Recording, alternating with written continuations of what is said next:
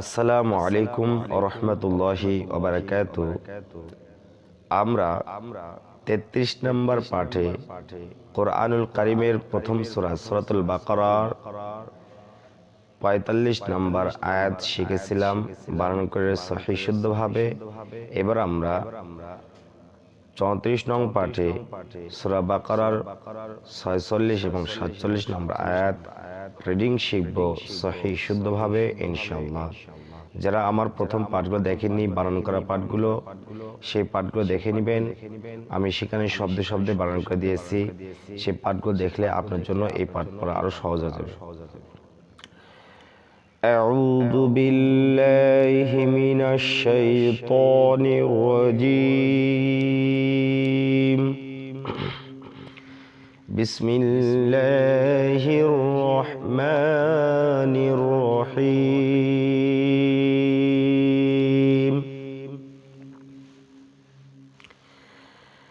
الذين يظنون أنهم ملاقو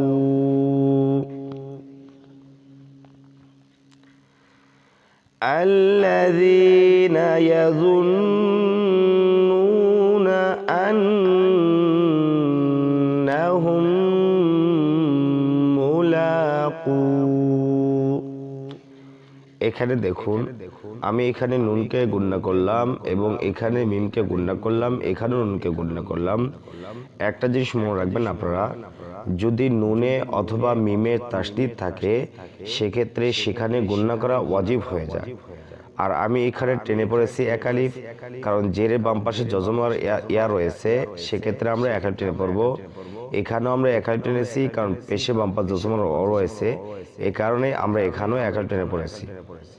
তাহলে আমরা আবার পড়ি, আল্লাযীনা ইয়াযুন্নুনা আন্নাহুম মুলাকু রাব্বিহিম। আবার এখান থেকে মুলাকু রাব্বিহিম ওয়া আন্নাহুম ইলাইহি রাজিউন।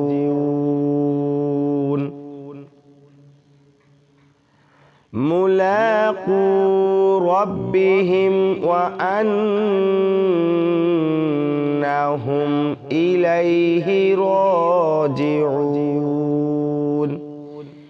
আন নুনে তাসদীদ গুণনা করা ওয়াজিব। তারপরে এখানে দেখুন র খারাজ র এক টেনে পড়েছি, কারণ খারাজবের উপরে যদি কোনো হরফের উপরে খারাজবর থাকে সেক্ষেত্রে সেখানে এক টেনে পড়তে হবে। আর আমরা এখানে 3 আলিফ টেনে পড়লাম, কারণ যদি পেশে বাম্পা যজমুল অফ হয় এটাকে বলা হয় মাদ্দে তাবাঈ। আর মাদ্দে তাবাঈর পর হরফকে যদি অফ করা হয় সেক্ষেত্রে সেখানে 3 আলিফ টেনে পড়তে হয়, একে বলে মাদ্দে আরজি। এগুলো মনে রাখবেন। তাহলে আবার পড়ি এখান থেকে, الذين يظنون أنهم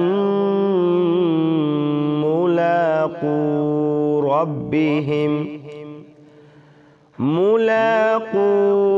ربهم وأنهم إليه راجعون. يا بني إسرائيل اذكروا نعمتي التي يا بني ইয়া এক আলিফ, নি 3 আলিফ। কোনো হরফে মোটা চিকন চিহ্ন বামে যদি লম্বা আমল থাকে সেক্ষেত্রে আমরা সেখানে 3 আলিফ টেনে পড়বো। তাহলে আমরা বলবো ইয়া বানি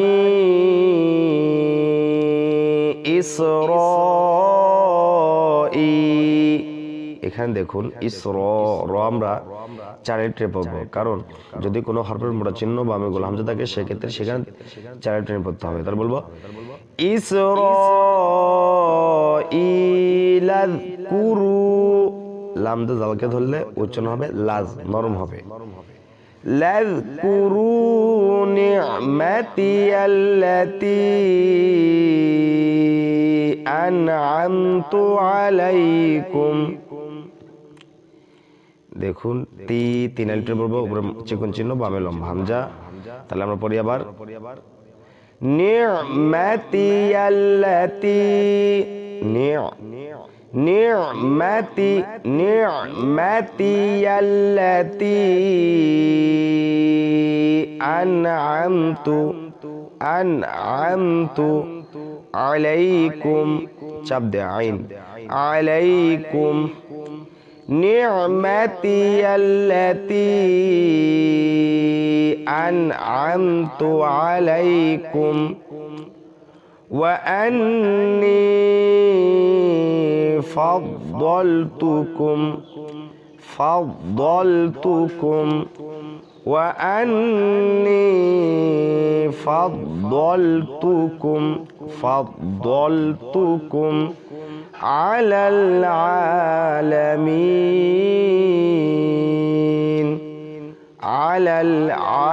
আলামিন।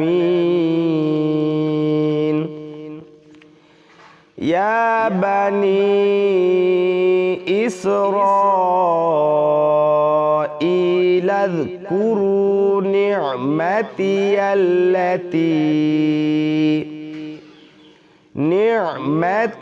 আল্লাতি আনআমতু আলাইকুম ওয়া আন্নী ফাদ্দালতুকুম আলাল আলামিন।